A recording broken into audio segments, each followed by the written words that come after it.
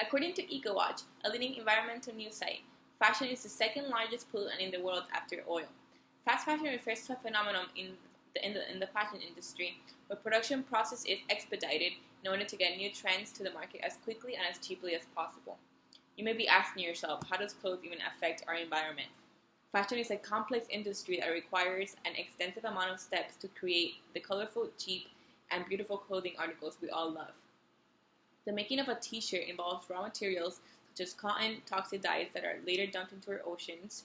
The actual clothing construction, which also involves the social impact, shipping, retail, use of that t-shirt, and ultimately disposal of that t-shirt.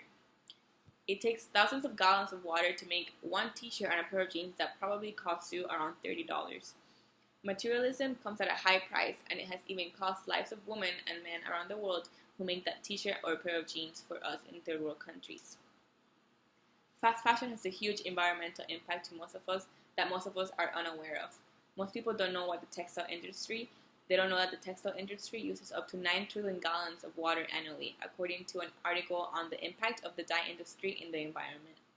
Cotton, the natural fiber, is used in 40% of our clothing. It is a thirsty plant that requires a lot of water to grow and survive.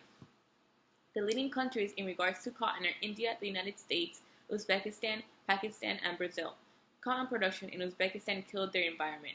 Since the plants need so much water, it dried up their rivers, and citizens who relied on the rivers were not able to cook or go about their daily living activities because they didn't have any water.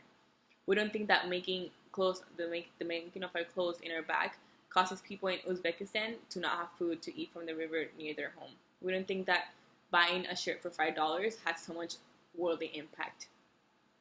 Dyes, fertilizers, and pesticides from the nearby fields pollute our rivers and oceans because after you dye a pair of jeans, where are you going to dispose of the extra dye liquid, or where is the fertilizer residue going to go? Obviously to our oceans or to our rivers that we use to be able to feed ourselves. There are different types of dyes: natural dyes, synthetic dyes, and food dyes. A dye is a synthetic substance used to add or change the color of something, in this case the color of fabric or textile. Pesticides contaminate soil, water, turf, and even vegetation. This contamination leads to birds, fish, and insects being intoxicated, all because the use of pesticides and fertilizers to grow cotton and other fibers. Fast fashion also has a social and cultural impact in regards to the exploitation of workers in factories in poor countries. They work long hours and are paid cents an hour. The exploitation of workers in factories in third world countries is real. They are forced to work under poor conditions because they don't have any other economical source. Those who are employed don't earn a living wage, according to The True Cost, a documentary about fast fashion. The documentary said that some of them earn $2 an hour and some of them earn only $10 a month. According to an article from Al Jazeera, a Middle Eastern news site, Bangladesh has more than 4,500 garment factories, employing 4 million mostly female workers at a minimum wage of $68 a month. Most of the companies that outsource their production to these countries are Zara and Forever 21. The women making the clothes don't even know what store they're making it for. They just make a shirt and they're not told where it's going to be sold or what part of the world it will go to. Piles of clothes are thrown away every single day. There are ways to recycle your clothing and buy less. According to the Environmental Protection Agency, 84% of unwanted clothes in the United States in 2012 went into a landfill. A lot of the clothes we get rid of comes from stores like Zara, Forever 21, H&M, Old Navy, and it's cheaply made. Therefore, their stores don't want this clothes because they're not going to make any money out of it because it gets ruined so fast. H&M just launched a conscious collection, clothes made from organic and sustainable materials. They even give discounts around 15% I believe, if you bring your unwanted clothes to their stores no matter the condition. These are reusable and recyclable materials. There is a controversial issue in regards to this entire topic. Consumers get cheap clothes and poor people get money and jobs to get ahead or simply have money to buy food.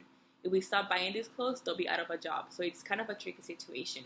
One of the persons that was talking in the documentary about the true cost of fashion was saying that it's not bad that they're making our clothes for us because that's one of the best jobs that people in India can have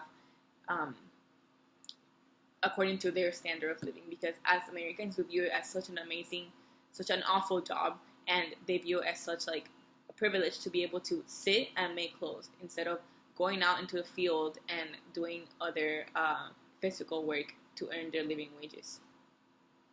Fast fashion is harming the environment more than we think, but little by little, the world is realizing it and changing the way they go about purchasing their clothes. Some stores have even promised to make their entire clothes sustainable and environmentally friendly by a certain year. H&M promised to make the entire clothing line environmentally friendly by 2024, I believe.